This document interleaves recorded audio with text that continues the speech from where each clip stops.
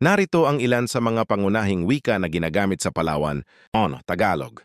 Ang Tagalog ay ang pambansang wika ng Pilipinas at ginagamit din sa Palawan bilang pangunahing wika sa komunikasyon. 2. Cuyonon. Ang Cuyonon ay isang katutubong wika ng Palawan na ginagamit ng mga Cuyonon, isang katutubong tribo sa lalawigan. 3. Palawano. Ang Palawano ay isang katutubong wika ng Palawan na ginagamit ng mga Palawano, isang katutubong tribo sa lalawigan. 4. Tagbanwa. Ang Tagbanwa ay isang katutubong wika ng Palawan na ginagamit ng mga Tagbanwa, isang katutubong tribo sa lalawigan. 5. Kalamian. Ang Kalamian ay isang wika na ginagamit sa mga isla ng Kalamian sa Palawan. 6. Batak.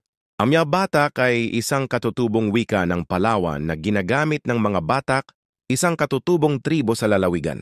7. Agutaynan.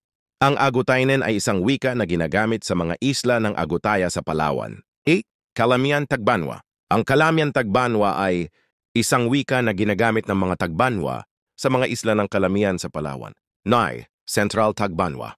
Ang Central Tagbanwa ay isang wika na ginagamit ng mga Tagbanwa sa gitna ng Palawan. 10. Molbog. Ang Molbog ay isang wika na ginagamit sa mga isla ng Balabac sa Palawan. 11. Palawan Batak.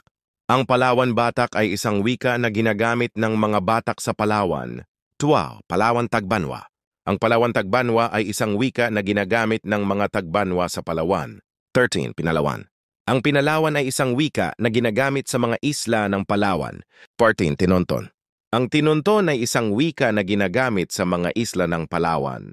Ang mga wikang ito ay nagpapakita ng mga kultura at tradisyon ng mga tao sa Palawan at nagbibigay ng pagkakataon para sa mga turista na makaranas ng mga kultura at tradisyon ng lalawigan.